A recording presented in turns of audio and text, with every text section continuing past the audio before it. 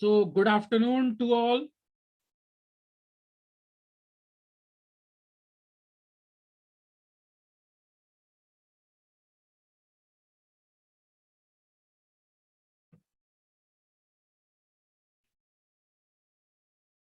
Adarsh, Anand, Aditi Singh, Alok Raj, Gracie, Komal, Sneha, Swastik, Yashraj. Good afternoon to all, and good afternoon to those also who are in line to join.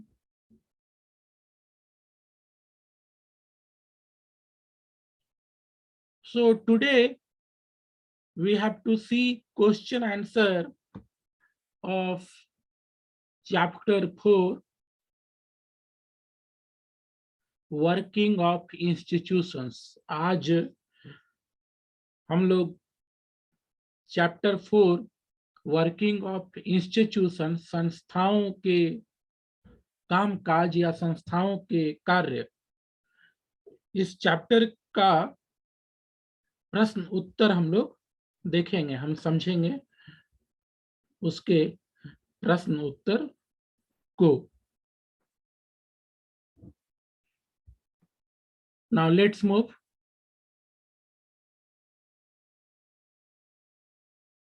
Question number 1. Question number 1.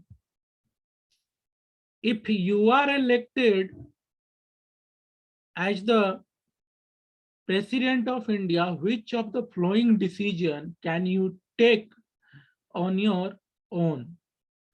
अगर आप में से कोई मान लो राष्ट्रपति चुने गए, तो इनमें से कौन सा डिसीजन आप खुद से ले सकते हो? ठीक है, आपको काउंसिल ऑफ मिनिस्टर की सलाह की जरूरत नहीं होगी. चैप्टर में प्रेसिडेंट के पावर फंक्शन को समझाया गया है, उसके आधार पर हम इसका डिसीजन ले सकते हैं.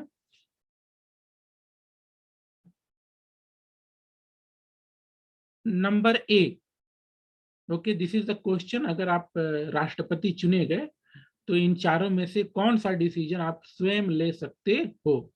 ए, select the person you like as a prime minister.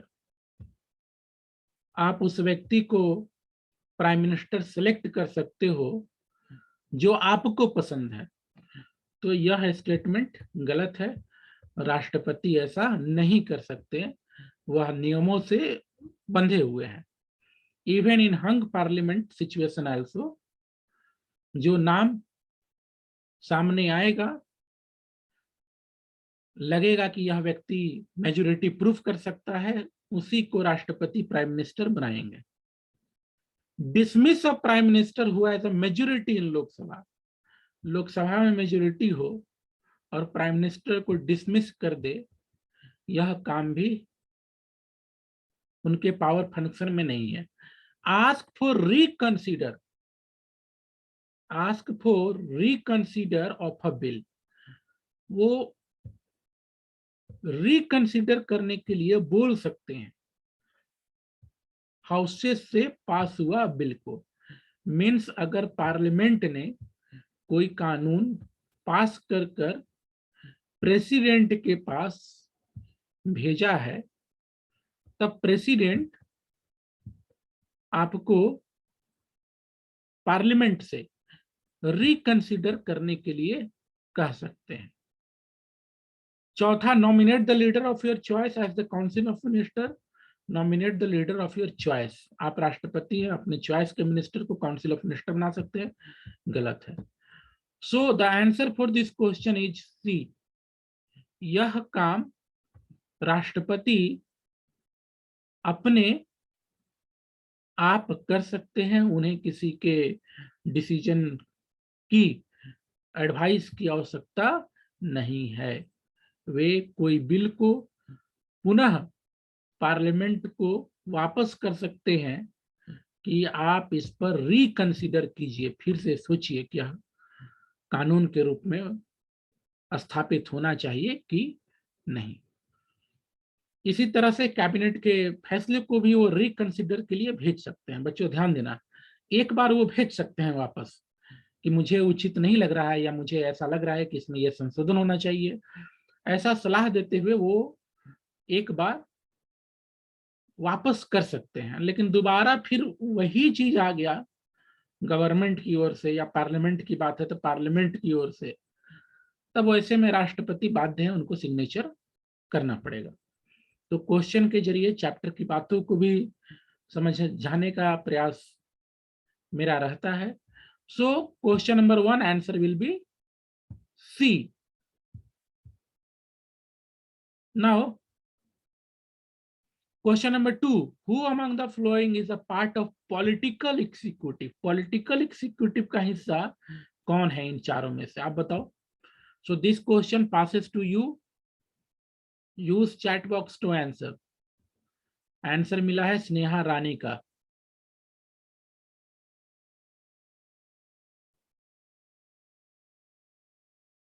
Anyone else? What will be the answer for question number 2?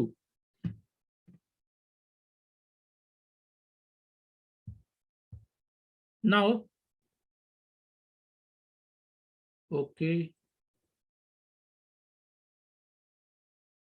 तो इनमें से कौन पॉलिटिकल एग्जीक्यूटिव है? डिस्ट्रिक्ट कलेक्टर, वो एग्जाम के जरिए आते हैं तो ये परमानेंट में आ गए। एक उम्र होता है रिटायरमेंट का। Secretary of minister of home affairs, secretary ये भी ठीक है, एग्जाम के थ्रू ही ये आते हैं तो परमानेंट एग्जीक्यूटिव में नहीं, ये परमानेंट एग्जीक्यूटिव में हो गए। डायरेक्टर जनरल ऑफ पुलिस, तो डीजीपी वही बनते हैं जो एग्जाम क्वालिफाई करते हैं। हो सकता है वो राज्य सरकार का एग्जाम क्वालिफाई करते हुए उस रैंक पर पहुंचे हों या फिर सेंट्रल गवर्नमेंट का जो यूपीएससी का एग्जाम होता है। पॉलिटिकल एग्जीक्यूटिव इस तरह से इसमें है सी, होम मिनिस्टर। तो ध्यान दीजिएगा, फर्स्ट क्वेश्चन का आंसर है सी, सेकंड का भी आंसर है सी, होम मिनिस्टर। ये पॉलिटिकल एग्जीक्यूटिव है, ये वहां पर है मिनिस्टर राजनीतिक कारणों से। Now moving ahead, question number 3, which of the following statement about the judiciary is false?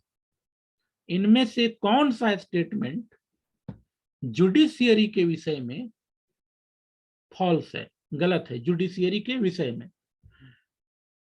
Every law pass by parliament needs approval of the supreme court. कानून पास हुआ है पार्लियामेंट से तो सुप्रीम कोर्ट का अप्रूवल का जरूरत होता है, यह सेंटेंस बोल रहा है। सेंटेंस गलत है। कानून सुप्रीम कोर्ट के पास तभी जाता है जब उसको लेकर के कुछ लोग सहमत ना हो, तो वे ले जाते हैं मुद्दे को, या फिर कभी कुछ ज्यादा डिस्टर्बेंस है तो कोर्ट जो है स्वतः संज्ञान भी लेता है। लेकिन हर कानून, एवरी लॉ पर वह मुहर लगाए या जो उसके पास जाता भी है उस पर वो मुहर लगाने का काम कर रहा हो, ऐसी बात नहीं होती है, कॉन्स्टिट्यूशनली नहीं है। तो एवरी लॉ गलत है। सुप्रीम कोर्ट का लॉ अप्रूवल को लेकर के आपको कोई पावर फंक्शन नहीं है जब तक कि उसके समक्ष कोई लोग किसी कानून को ना ले जाए। Judiciary can strike down a law. Judiciary जो है किसी कानून को स्ट्राइक डाउन कर सकती है, मतलब नल एंड वॉइड घोषित कर सकती है। वह ऐसा बोल सकती है कि यह कानून लागू नहीं होना चाहिए if it goes against the spirit of constitution. ये सेंटेंस सही है। यह तो हम लोग को देखना है फॉल्स सेंटेंस, ठीक है। यह सेंटेंस तो पहला वाला सेंटेंस क्या हो गया, गलत। दूसरा तो सही सेंटेंस है। तीसरा, judiciary is independent of executive. Judiciary executive से स्वतंत्र है, यह भी सेंटेंस सही है। Any citizen can approach the court if her rights are violate. अगर राइट का उल्लंघन हो रहा है, कोई भी कर रहा हो, कोई इंडिविजुअल कर रहा हो या गवर्नमेंट कर रही हो, कोई इंस्टीट्यूशन कर रहा हो, तो आप कोर्ट जा सकते हो, यह भी सही है। So B C D are right, और क्वेश्चन बोल रहा है फॉल्स स्टेटमेंट चुनने के लिए। So the answer is A, answer is A. तो इस तरह से पहला का सी हुआ, दूसरा का सी, तीसरा का A. Now question number 4, moving to question number 4। Question number 4 is on next page, and the question is, which of the following institution, which of the following institution can make changes to an existing law of the country? existing जो आज कानून है, देश में आज लागू है, applicable है आज की डेट में, उसमें चेंजेस कौन सा इंस्टीट्यूशन ला सकता है? Supreme court, president, prime minister, parliament. तो इन चारों में से संविधान ने अधिकार दिया है पार्लियामेंट को कि पार्लियामेंट जो वर्तमान कानून है उसमें अमेंडमेंट ला सकता है, चेंजेस ला सकता है, और कोई बात ऐसी है जो नई सिरे से उठ रही है, कोई, अब जैसे साइबर लॉ हो गया, जब संविधान बना था उस समय साइबर नाम की कोई चीज ही नहीं थी, कंप्यूटर अपने बिल्कुल शुरुआती दौर में था, आप लोगों ने क्लास 3, 4, 5 में पढ़ा भी है। तो उस समय साइबर क्राइम होगा, उसको लेकर कानून होना चाहिए, यह तो सोच में थी ही नहीं, ठीक है, कोई नहीं सोच रहा था दुनिया में, कहीं नहीं। तो उस पर नया सिरे से काम करने की जरूरत पड़ी, जबकि कुछ पुराने कानून लगता है कि नहीं उसमें बदलाव की जरूरत है, जैसे सिटीजनशिप में अमेंडमेंट लाया गया।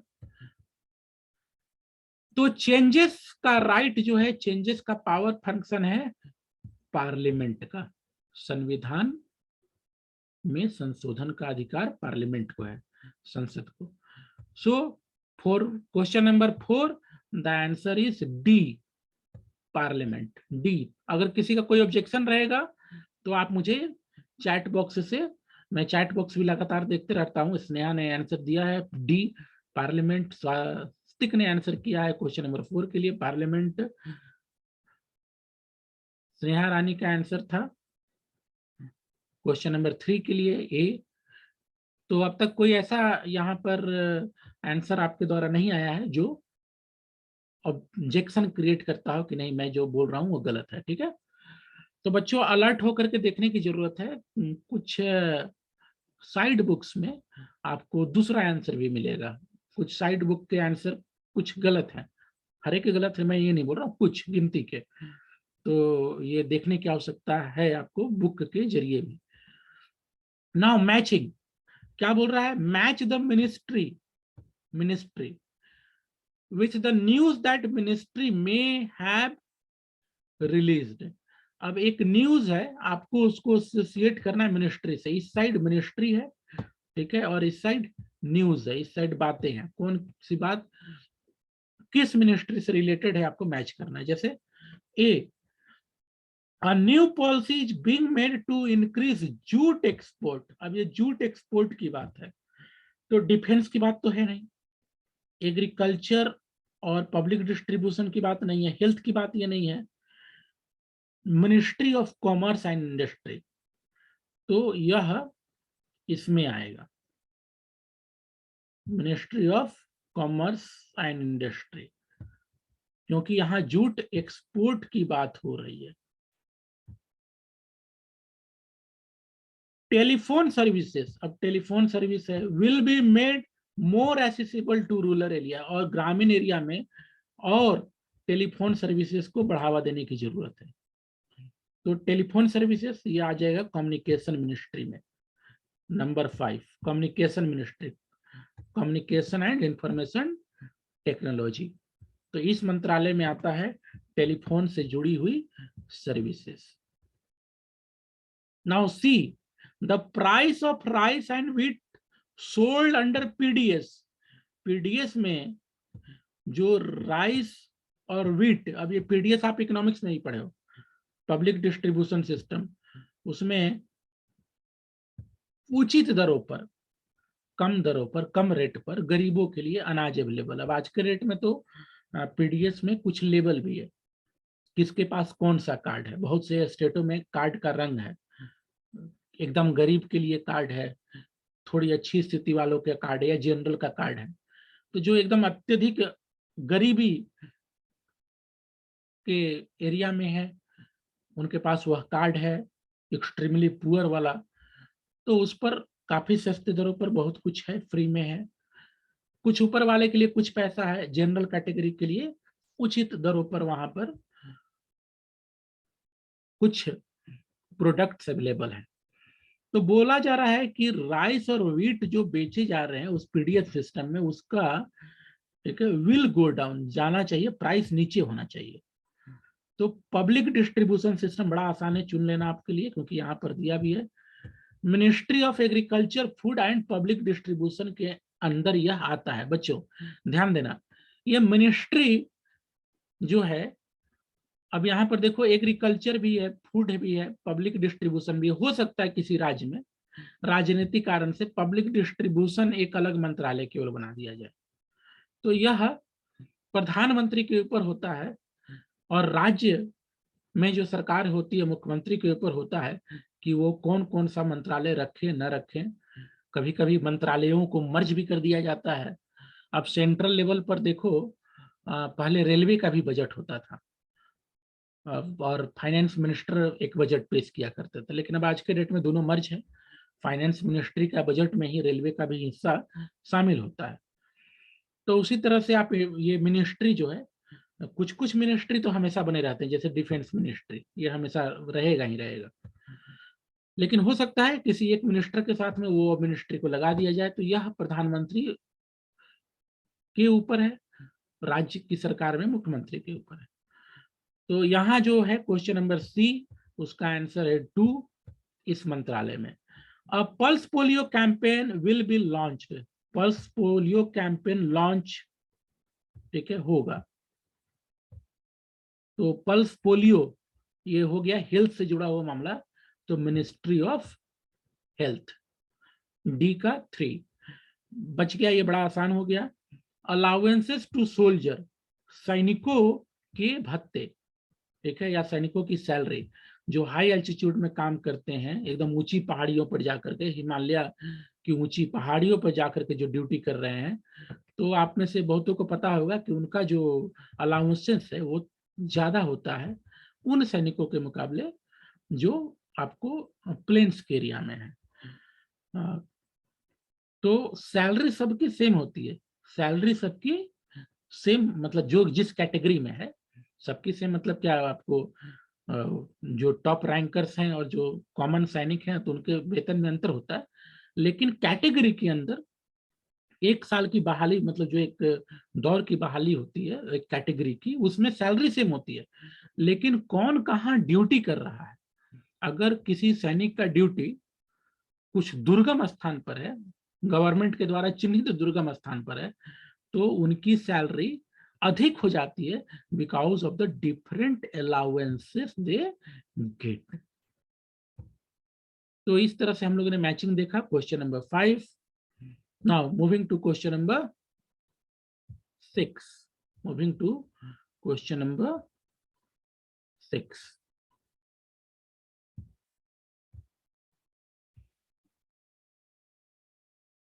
Of all the institutions that we have studied in this chapter, अब ये बोल रहा है कि हमने इस चैप्टर में कुछ इंस्टीट्यूशंस को पढ़ा, कुछ ऑर्गेनाइजेशन को पढ़ा, संस्थाओं को पढ़ा। अब आपको बताना है name one that exercises the power on each of the flowing matter. ये कुछ मैटर्स दिए हुए हैं, आपको बताना है कि इसमें कौन सा इंस्टीट्यूशन काम करेगा। ठीक है, decision on allocation of money for developing infrastructure, infrastructure को लेकर के कितने पैसे दिए जाएंगे, किस काम के लिए, इरिगेशन के लिए कितना पैसा, रोड के लिए कितना पैसा, डिफरेंट दूसरे वेलफेयर एक्टिविटी के लिए कितना पैसा, तो यह डिसीजन कौन लेता है, यह डिसीजन कौन लेता है, जो इंस्टीट्यूशन आपने पढ़ा उसमें से। ठीक है, तो यह जो डिसीजन है वह कैबिनेट लेती है, कैबिनेट जिसमें सीनियर मिनिस्टर शामिल होते हैं, वे डिसीजन लेते हैं कि किस मंत्रालय को कितने पैसे की जरूरत होगी। कैबिनेट की मीटिंग रहती है, फाइनेंस मिनिस्टर होते हैं, सब लोग जाकर के अपने बात को फाइनेंस मिनिस्टर के सामने रखते हैं, उनसे जुड़े ऑफिसर्स के पास रखते हैं और फिर वह डिसीजन होता है। तो आप इंस्टीट्यूशन जब लिखने की बात है तो आप लिख सकते हो कैबिनेट। सेकेंड है consider the recommendation of a committee. अब कोई कमेटी है, उसके रिकमेंडेशन को कौन कंसीडर करेगा?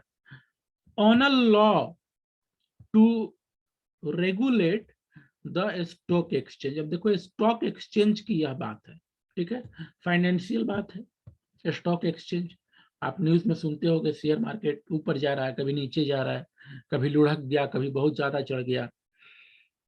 तो उस स्टॉक एक्सचेंज के कानून को रेगुलेट करने से संबंधित एक रिकमेंडेशन है, कमेटी बनाई गई है। तो आपने इस चैप्टर में देखा एसईबीसी को लेकर के कमेटी बनी थी, मंडल कमीशन, वह कमीशन था मंडल कमीशन। तो उसी तरह से कुछ बातों को लेकर के कमेटी बनती है। अब उसके जो सुझाव हैं उस पर कौन कंसीडर करेगा? तो यहाँ कैबिनेट भी हो सकता है। कैबिनेट की मीटिंग में कैबिनेट भी उसको कंसीडर कर सकता है, और फिर अगर कैबिनेट उस पर काम करने जा रही है या कैबिनेट उसको पास कर दी, पार्लियामेंट के पास रख दी, तो पार्लियामेंट में भी उस पर बहस होती है।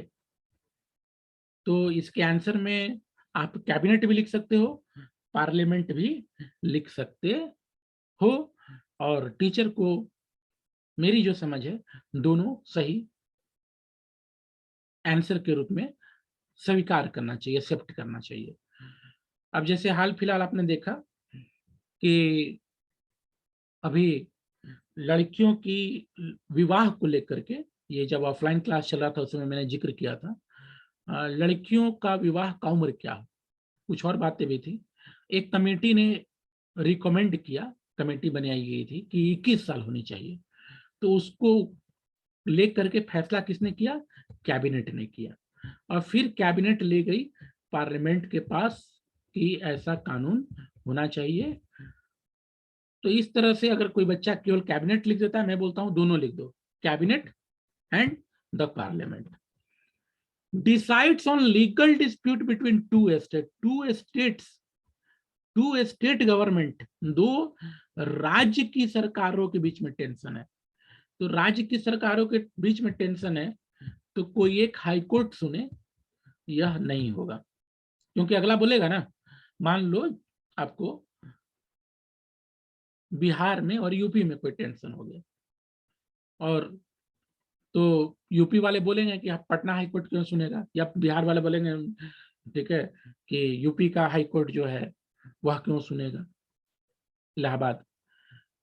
तो इस तरह से जो राज्यों के बीच में, अगर दो राज्यों के बीच में कोई टेंशन है, कन्फ्लिक्ट है, लीगल डिस्प्यूट है, तो उसमें जो इंस्टीट्यूशन उसको सुनता है वह है सुप्रीम कोर्ट, सुप्रीम कोर्ट। तो क्वेश्चन नंबर जो सी है 6 का, उसका आंसर होगा supreme court. D, implement the decision. अब देखो इंप्लीमेंट है, लागू करना है डिसीजन को। To provide relief to victims of an earthquake, कहीं अर्थक्वेक हुआ है, तो अर्थक्वेक हुआ है तो कुछ लोग प्रभावित होंगे, तो वहां उनको रिलीफ देने के काम को इंप्लीमेंट करवाना है। तो इंप्लीमेंट कौन कराएगा? परमानेंट एग्जीक्यूटिव, परमानेंट वाले जो ब्यूरोक्रेट्स हैं, वही लोग वहां पहुंचते हैं, वहां काम को, रिलीफ को देखते हैं, रिलीफ वर्क को। जो पॉलिटिशियन है, जो पॉलिटिकल एग्जीक्यूटिव है, वो तो डायरेक्शन देते हैं। यहाँ इम्प्लीमेंट की बात है, शब्द पे ध्यान देना, इम्प्लीमेंट। इसका आंसर होगा परमानेंट एग्जीक्यूटिव। और आंसर में भी आपने वही उन्हीं बातों को लिखा है। अब देखो एक यहाँ पर आंसर आया है, और आंसर है स्नेहा रानी। स्नेहा रानी ने क्वेश्चन नंबर 6A में क्वेश्चन नंबर 6A मैंने आंसर क्या बोला? कैबिनेट। स्नेहा रानी ने आंसर लिखा लोकसभा, और स्पेशली उसने ब्रैकेट में लिखा मिनिस्ट्री ऑफ फाइनेंस। तो स्नेहा का आंसर भी सही है। स्नेहा का जो यह आंसर है वह भी सही है, मिनिस्ट्री ऑफ फाइनेंस। और मैंने जब कैबिनेट जिक्र कर रहा था तो मैंने बताया था, एक्सप्लेन किया था कि जो डिफरेंट मिनिस्टर्स हैं वे खुद या फिर अपने ऑफिसर्स के जरिए मिनिस्ट्री ऑफ फाइनेंस को अपना बजट बताते हैं कि हमें इतने पैसों की जरूरत पड़ेगी। अब कितना पैसा उस मंत्रालय को मिलेगा, डिसीजन फाइनेंस मिनिस्ट्री की ओर से होती है। डिसीजन फाइनेंस मिनिस्ट्री की ओर से होती है। सुझाव दे सकते हैं प्रधानमंत्री, और प्रधानमंत्री के सुझाव को माना भी जाता है क्योंकि उन्हीं के आधार पर सरकार है। अब अदिति सिंह ने क्वेश्चन रेस किया है कि 6D में, मतलब क्वेश्चन नंबर 6 का जो डी है उसमें केवल मैं एग्जीक्यूटिव लिखूं तो कैसा रहेगा? आप एग्जीक्यूटिव लिखिएगा, वह भी सही है। मैं कई बार यह जिक्र करता हूं कि पॉलिटिकल साइंस में कुछ ऐसे प्रश्न होते हैं, मेरा और तुम्हारा आंसर अलग अलग होगा, और कुछ ऐसे प्रश्न होते हैं जो कॉन्स्टिट्यूशन के दायरे में भी हम क्या लिख रहे हैं वह सही होता है। तो मैंने आपको परमानेंट एग्जीक्यूटिव बोला, आप एग्जीक्यूटिव बोल रही हो, वो भी सही है। जब आप केवल एग्जीक्यूटिव लिखोगे तो उसमें पॉलिटिकल एग्जीक्यूटिव भी शामिल है और परमानेंट एग्जीक्यूटिव भी है। तो पॉलिटिकल एग्जीक्यूटिव भी उसमें लगा हुआ रहता है। कई बार होता है कि कहीं अगर आपको मान लीजिए अर्थक्वेक आया या कुछ इस तरह की आपको विनाश वाली स्थिति बनी है, नेचुरल कैलेमिटी वाली, तो जो सीनियर मिनिस्टर होते हैं वो किसी जूनियर अपने पॉलिटिशियन को भी वहां पे रखते हैं कि आप वहां काम देखो, काम करवाओ, वहाँ डीएम वगैरह सब सही से काम कर रहा है कि नहीं, ठीक है, राहत वाले ठीक से काम कर रहे हैं कि नहीं। तो केवल एग्जीक्यूटिव लिखना भी सही है, और अगर कोई केवल परमानेंट एग्जीक्यूटिव लिखता है तो वो भी सही है। तो मैं समझता हूँ केवल एग्जीक्यूटिव ही लिख दिया जाए। So just write only executive, ठीक है। Now question number 7, why is the prime minister in India? तो बच्चों मैं चैट बॉक्स पर नजर रखता हूं, आपकी कोई अगर बात रहेगी तो आप उस पर, और आप देख भी रहे हो कि चैट बॉक्स देखते हुए मैं आपकी बातों को भी सामने रखते जा रहा हूं। क्वेश्चन नंबर 7 देखिए, why is the prime minister Indian in India not directly elected? Bharat के जो प्रधानमंत्री हैं वो डायरेक्टली क्यों नहीं इलेक्ट होते हैं? वो डायरेक्टली क्यों नहीं इलेक्ट होते हैं? तो इसका आंसर है,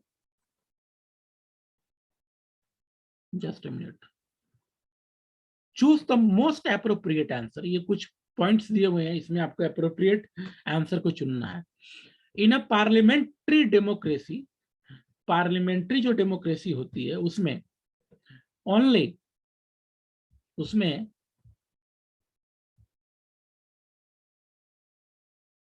पार्लियामेंट्री डेमोक्रेसी में यह व्यवस्था होती है कि वही व्यक्ति प्रधानमंत्री हो सकता है जिसको लोकसभा में मेजोरिटी हो। तो 7 का आंसर अभी आगे और भी देख लेते हैं। Lok Sabha can remove the prime minister and the council of minister even before the expiry of their term. Lok Sabha prime minister को हटा सकता है, रिमूव कर सकता है, बात तो सही है। Since the prime minister is appointed by the president there is no need for it. बोल रहा है कि प्राइम मिनिस्टर जो है अपॉइंट होते हैं राष्ट्रपति के द्वारा, तो कोई जरूरी नहीं उनको डायरेक्टली चुनने के लिए प्रधानमंत्री को। Direct election of prime minister will involve lot of expenditure, ये वाली बात बोल रही है एक्सपेंडिचर वाली, कि डायरेक्ट अगर प्रधानमंत्री के लिए चुनाव हो तो ज्यादा पैसे लगेंगे। यह बात गलत है। अगर प्रधानमंत्री के लिए डायरेक्ट चुनाव हो तो पैसे आपको कम भी लगेंगे, या फिर ले दे करके फिर वही बात होगी पूरे देश के सभी लोग वोट करेंगे, तो लोकसभा वाली सिचुएशन होगी, सब लोग वोट करने जाएंगे, लोग इलेक्शन कराने जाएंगे। खैर, तो खर्चे वाली बात नहीं है। तो एप्रोप्रिएट आंसर यही है, एप्रोप्रिएट आंसर यही है कि हमारे देश में पार्लियामेंट्री फॉर्म ऑफ डेमोक्रेसी है, और दुनिया में जहां भी पार्लियामेंट्री फॉर्म ऑफ डेमोक्रेसी होती है वहां जो प्रधानमंत्री होते हैं वे जनता के द्वारा चुने हुए सदन में मेजोरिटी वाले व्यक्ति होते हैं, जनता के द्वारा चुने गए सदन। हमारे यहाँ जनता के द्वारा चुना हुआ सदन का नाम है लोकसभा। तो इस तरह से प्रधानमंत्री डायरेक्टली नहीं चुने जाते। फिर से रिपीट करूं, आंसर इसका यह है कि हमारे देश में पार्लियामेंट्री फॉर्म ऑफ डेमोक्रेसी है, और जहां भी पार्लियामेंट्री फॉर्म ऑफ डेमोक्रेसी होती है वहां प्रधानमंत्री वही बन सकता है जिसके पास जनता के द्वारा चुनी हुई सदन में, वह हमारे यहाँ लोकसभा है, में बहुमत हो। So for question number 7 answer is A. For question number 7 answer is ए। और स्नेहा रानी ने ए को ही चुना है। तो इस तरह से कोई ऑब्जेक्शन आपके तरफ से नहीं आया इस प्रश्न के लिए। क्वेश्चन नंबर 8 देखते हैं। 3 friends went to watch a film. 3 दोस्त जो हैं वे फिल्म देखने गए, और उस फिल्म में आपको यह दिखाया गया है कि जो हीरो है वह एक दिन का चीफ मिनिस्टर बनता है। Can you name the movie? Any one of you can you name the movie? कौन सी मूवी थी? तो उस मूवी में दिखाया गया है कि जो हीरो है वह एक दिन का चीफ मिनिस्टर बनता है और बहुत से बदलाव को लेकर के आता है, बड़े बदलाव उसने वो करता है एक दिन के अंदर ही। तो इमरान सेठ, अब जो 3 दोस्त हैं, ठीक है, उसमें एक है इमरान। इमरान का क्या नाम है?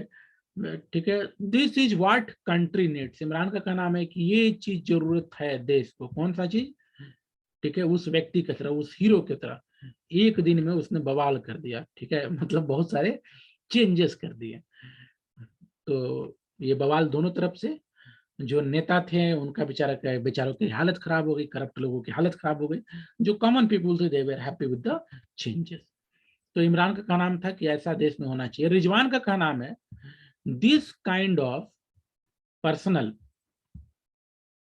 तो 3 मित्र हैं, एक का बात आ गया, दूसरे का बात आ रहा है।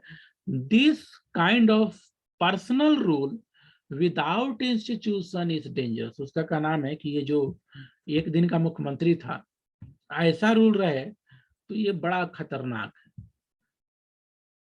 शंकर है तीसरा फ्रेंड। शंकर का क्या नाम है? Said that this is a fantasy. उसका क्या नाम है? तो मूवी है ना, ठीक है, दिखा दो जो दिखाना है। No minister can do anything one day. एक व्यक्ति एक दिन में, ठीक है, कुछ नहीं कर सकता। कोई मिनिस्टर एक दिन में कुछ नहीं कर सकता, ये शंकर का ओपिनियन है। What would be your reaction in such a movie, such a film? ऐसे फिल्म को लेकर के आपका क्या रिएक्शन है? तो रिएक्शन पूछा है, आप स्वतंत्र है अपनी बात करने के लिए। और मैंने पूछा था इस मूवी का नाम क्या था जिसका जिक्र किया गया, तो रिद्धि कुमारी ने आंसर किया है 9C। आदर्श आनंद ने आंसर किया है 9D। और दोनों ने, अदिति सिंह ने भी आंसर किया, सी इज फ्रॉम 9D। और तीनों बच्चों ने जो आंसर लिखा है मैं उससे सहमत हूँ। इस मूवी का नाम है नायक। कुछ दूसरी भाषाओं में भी इस तरह की मूवी बनी, तो उन भाषाओं में क्या नाम रखा गया यह जानकारी मुझे नहीं है। शायद हो सकता है कि अगर किसी और लैंग्वेज में हो तो उस लैंग्वेज में भी उस लैंग्वेज के अनुसार नाम नायक ही हो, लेकिन जो हिंदी मूवी है उसका नाम नायक था, और हीरो के रूप में उसमें सामने थे अनिल कपूर। तो अब आपसे आपका विचार पूछा जा रहा है। मेरा विचार यह है कि देखो, जो मूवी है, अब इसमें 2 बातें हैं। मूवी जनता की भावनाओं को दिखा रही है, जनता की भावनाओं को मूवी दिखा रही है, और जनता की भावना सरकार से जो पीपल है वो बड़ी संख्या में वो नाराज ही रहते हैं। Sneha is raising hand. Sneha, you need to open your video.